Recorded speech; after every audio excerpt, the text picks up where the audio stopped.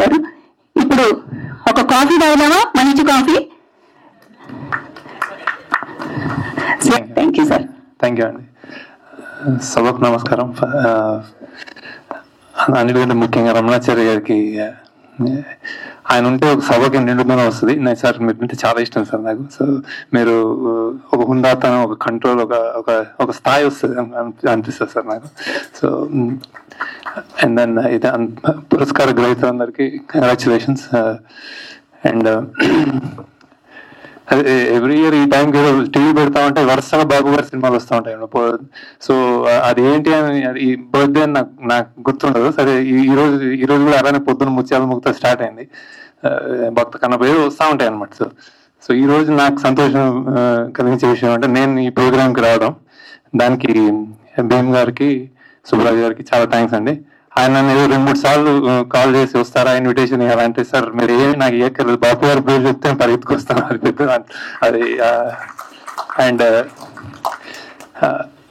So actually బాబు గారికి సన్నిహితులు, దగ్గరైన వాళ్ళు, బాబు గారిని అభిమానించే వాళ్ళు, బాబు గారితో ట్రావెల్ చేసిన వాళ్ళు అందరిలోనూ ఏదో స్పెషాలిటీ ఉంటుందండి, డిఫరెంట్. అందుకే మీలో చాలా ఏదో సౌమ్యత, ఏదో ఒక క్వాలిటీ అయితే ఆయనతో ఉండరని నా అభిప్రాయం. ఎందుకంటే నేను చాలా ప్రయత్నించాను ఆయన దగ్గరికి. నేను 3 సార్లు కలిసాను బాబు గారిని. 4వసారి ఆయన లేరు యాక్చువల్లీ. సో ఫస్ట్ టైం నేను పెద్ద ఫ్యాన్. యాక్చువల్లీ ఈ రోజు అవార్డు గ్రహీత గురించి మాట్లాడాలేమో, కానీ నేను బాబు గారి గురించి మాట్లాడతాను కొంచెం. అండ్ నాకున్న సో 3 సార్లు కలిసాను. ఫస్ట్ టైం చెన్నై నుంచి హైదరాబాద్ వస్తుంటే సడన్ నాకు పక్కన తిరిగి నా సీట్ పక్కన ఫ్లైట్ లో బాబు గారు అనమాట. చెప్పులు, అది బ్యాగ్. నేను ఇంకా గదిలాడుతాను, ఏం చెప్పాలని నేను సార్ నేను అప్పుడు సినిమా తీయలేదు, మాస్టర్స్ చేశాను అనమాట. ఫైన్ ఆర్ట్స్ మాస్టర్స్ చేశాను ఫిల్మ్ మేకింగ్ లో. సో సార్ బాబు గారు నేను ఒక సినిమా మేకింగ్ లో మాస్టర్స్ చేశానంటే నవ్వేది ఆయన. అంతే. ఆ తర్వాత నుంచి గంట జస్ట్ నేను చూస్తున్నాను అంటే దిగిపోయాము. తర్వాత నేను ఆనంద్ తీసిన జరిగింది. సడన్ గా ఆనంద్ ఒక 25th డే అనుకుంటా కాల్ వచ్చింది నాకు. బాబు గారు అది ఏంటి అంటే, కాల్ ఎత్తగానే నేను బాపుని అన్నాడు, బొమ్మలు గీసే బాపునే అన్నాడు. సార్ చెప్పండి సార్ అన్నాను. సార్ థియేటర్లో నేను ఇప్పుడే ఆనంద్ చూశాను, దీపావళి చేశాడు ఆయన. దీపావళి థియేటర్లోనే కనిపించింది నాకు అన్నాడు. సార్ థ్యాంక్ యూ సార్ అని ఇంకా నాకేం మాటలు రాలేదు. తర్వాత నేను ఇది కలిసేది కదా అని ఆయన ఈ హైదరాబాద్ వస్తే తెలుసుకుని ఒక 2-3 నెలల తర్వాత వెళ్ళి కూర్చున్నాను. ఇంక మాట్లాడాలి చెప్పాలని. ఇంకేమైనా చెప్తాడేమో ఆనంద్ గురించి అంటే నవ్వుతున్నాడు పక్కన కూర్చొని. ఒక 5-10 నిమిషాలు అయింది, జస్ట్ నవ్వు అంతే. నేను ఏదైనా నేనే చెప్పుకోవాలేమో అని చెప్పి నేను స్టార్ట్ చేశాను అనమాట. సార్ నేను సినిమా డైరెక్టర్ అవ్వడానికి ఒక విధంగా కారణం మీరేనో సార్ నాకు తెలియదు. నేను ఒక 4th-5th క్లాస్లో ఉండగా అందారాముడు చూశాను సార్ అని. అందారాముడు నాకు ప్రేమ గుర్తులేదు, ఎక్కువ పాటలు అవి గుర్తులేదు, కానీ అది ఒక అది ఏదో మెలాంకలిక్, సమ్ నాస్టాలజిక్, ఏదో ఒక భావుకతో కూడిన ఒక రైడ్.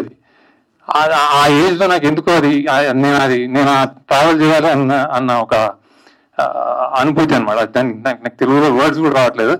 అలాంటి వీడియో కలిగి సార్ ఇట్లాంటివి నేను ఏదో చేయాలని అనిపించిందేమో సార్, లేకపోతే మా ఫ్యామిలీ కానీ, నాకు లిటరరీ సర్కిల్ కానీ, పెద్ద చదువు కానీ ఏం లేదు, మ్యూజిక్ సెన్స్ కానీ ఏం లేదు. అయినా నేను డైరెక్టర్ అవుదాం అనుకుంటున్నాను అంటే ఏదో చేద్దామని అనుకున్నాను సార్, మీ సినిమా చూసి అన్నాను అని. నేను చాలా ఉద్వేగంగా మాట్లాడితే ఆయన ఏమైనా అంటాడేమో అని మళ్ళీ నవ్వాడు ఆయన. అంతకంటే ఏమనలేదు సార్. దెన్ సరే కొంచెం సరే ఇట్లా కాదు, నేను ఏదైనా ఆయన సినిమా గురించి మాట్లాడితే ఏమైనా చెప్తాడేమో అనుకున్నాను. దెన్ సార్ మీరు సార్ ముత్యాల మొగ్గులో నిదురించి తోటలో పాట, అంతకంటే రైట్ సిచ్యువేషన్ నాకు ఏ సినిమాలో ఎప్పుడు నాకు కనిపించలేదు sir. That is the best situation sir. And మళ్ళీ నవ్వాడు. అది శేషేంద్ర గారు మహానుభావులు అన్నాడు. మళ్ళీ సైలెన్స్ అన్నాడు. సరే నేను ఏమైనా క్రిటిసైజ్ చేస్తే మాట్లాడతాడేమో అని చెప్తాడేమో అనుకున్నాను నేను. కానీ సార్ అందారాముడు మీరు అదేంటి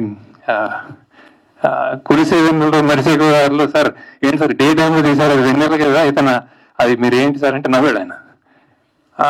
నవ్వి అప్పటికి అలా కుదిరింది అన్నాడు అంతే. తర్వాత మళ్ళీ సైలెన్స్. ఇంకా ఇలా రాని సార్ మళ్ళీ ఇంకొక 20-30 మినిట్స్ అలా కూర్చొని వచ్చేసాను. అది 2వ పరిచయం ఉన్నది. 3rd నేను గోదావరి రాసుకుని అందాల రాముడు కొంచెం బేస్ ఇన్స్పిరేషన్ అనమాట. పరిగెత్తికి వెళ్ళాను. ఇంటికి వెళ్ళి స్క్రిప్ట్ ఇచ్చి మళ్ళీ సాయంత్రం దాని గురించి అని చెప్తాడేమని వెళ్ళాను అనమాట. ఆయన సైలెన్స్. రమణ గారు కొంచెం నేను ఏదో బాధపడతానని అంత బాగుంది, నచ్చిందా నచ్చలేదా ఏం అర్థం కావట్లేదు, తీయచ్చా తీయాలా ఏమని చెప్తారేమో అని ఏమి చెప్పలేదు.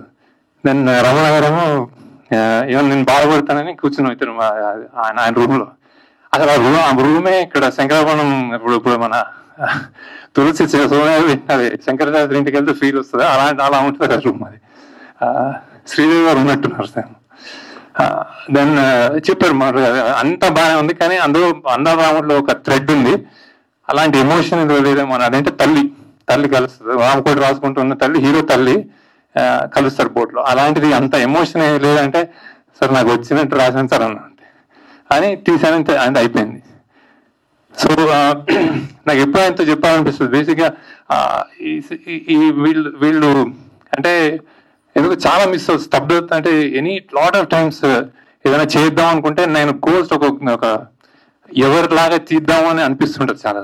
నాకు బాబు గారిలో అది ఇద్దాం అనిపిస్తుంటది, కానీ అది సాధ్యం కాదు. కాకపోతే ఎవ్రీ డైరెక్టర్ హార్వర్డ్ ఫిల్మ్ స్కూల్లో కూడా చెప్తుంటారు అంటే you will be thinking of somebody that you want to make something like that. So అది బాబు గారు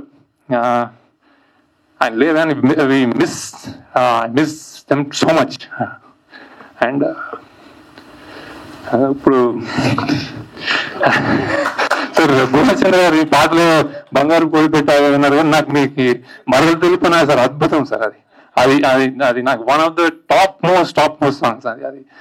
అంటే అది ఎందుకో పాత కొత్తగా ఒక మిశ్రమంలా ఉంటుంది సార్. అది విన్నప్పుడల్లా feel so good. And cartoon followed your cartoon sir. And sir Akhila గారు మీరు కలిసి ఇది నాకు లేదు, నేను ఎక్కువ కావలేదు, బట్ నేను మీ గురించి అయితే తెలుసు నాకు సార్. Congratulation sir. సో ఇంకా దట్స్ ఇట్ ఐ థింక్.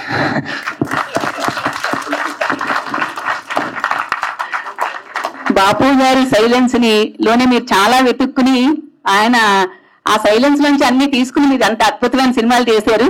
మీరు ఎప్పుడు సైలెంట్ గా ఉంటారంటే విన్నాను, కానీ ఇవాళ చాలా చక్కగా మా అదృష్టం కొద్దీ మాట్లాడారు. ధన్యవాదాలు శేఖర కమల్ గారు.